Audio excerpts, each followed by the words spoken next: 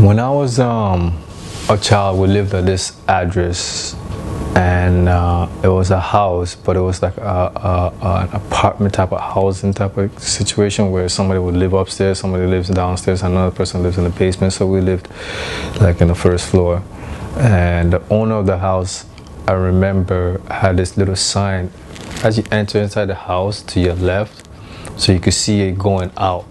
And every time I would leave the house, we lived in this house for probably about, I don't know, 2-3 years. So every time I would leave the house,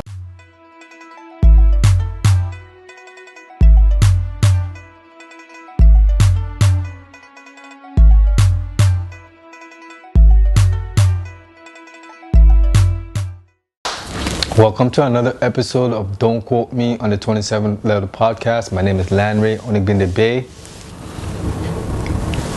You already know. So today we're talking about love. You know, this past month of February 14th, people celebrate Valentine's Day, and and so on and so forth. It's called, as some people will call it, the goofy season. Shout out to Black Dot. When I was a child, we lived at this address, and it was a house, but it was like an apartment type of housing type of situation where somebody would live upstairs, somebody lives downstairs, another person lives in the basement. So we lived like in the first floor, and the owner of the house, I remember, had this little sign as you enter inside the house to your left, so you could see it going out. And every time I would leave the house, we lived in this house for probably about, I don't know, 2-3 years. So every time I would leave the house, and I was like, let's say between the ages of 13, 14, I seen this plaque on the wall in a picture frame. It's still in the picture frame, and it says, "If you love something, let it go. If it comes back to you, it's yours to keep. If it doesn't, it was never yours." So many times I saw that, and later on in life, it really hit me what that really meant, and I could relate that when I think about my daughter, when I think about being incarcerated and having to just surrender to what the path my life was unfolding, and more importantly, loving myself. I used to be, obviously, growing up in an abused home, it would have an effect, being physically abused, it has an effect on your self-esteem. So oftentimes I overlooked people's characteristic flaws because I lacked self-esteem. So I would find myself around people, I put myself around people where I shouldn't be around, where they may not have my best interest at hand. And as a result, and I'm not the only one to go through this, we all go through this. As a result, we suffer from it, or because we don't love ourselves enough.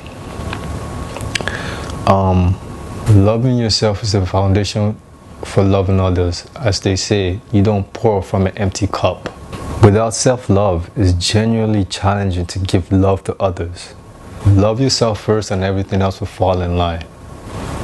Lack of self-love can lead to you seeking validation from others, which is not sustainable for a good foundation. Look, it's not selfish to love yourself, to make yourself happy, to put yourself first. It's very necessary that you do this. Self-love enhances empathy and compassion towards others. When you appreciate and love yourself, you're more likely to extend the same courtesy to others. Look, we all have doubts, and we've been criticizing ourselves throughout our own life. Why don't we try the opposite? Tell ourselves we love ourselves. Be our biggest fan. See what happens. See how transformative these things become. Loving yourself is a spiritual awakening within itself. Without self-love, some relationship can become codependent or toxic. The curious paradox is, once you accept yourself, then you could actually extend the same thing to others by loving them and accepting them for who they are. Self-love fosters boundaries, essential for maintaining healthy relationships. Daring to set boundaries allows us the courage to show the world that we love ourselves and not care the outcome or the results of maybe losing someone because we choose us first.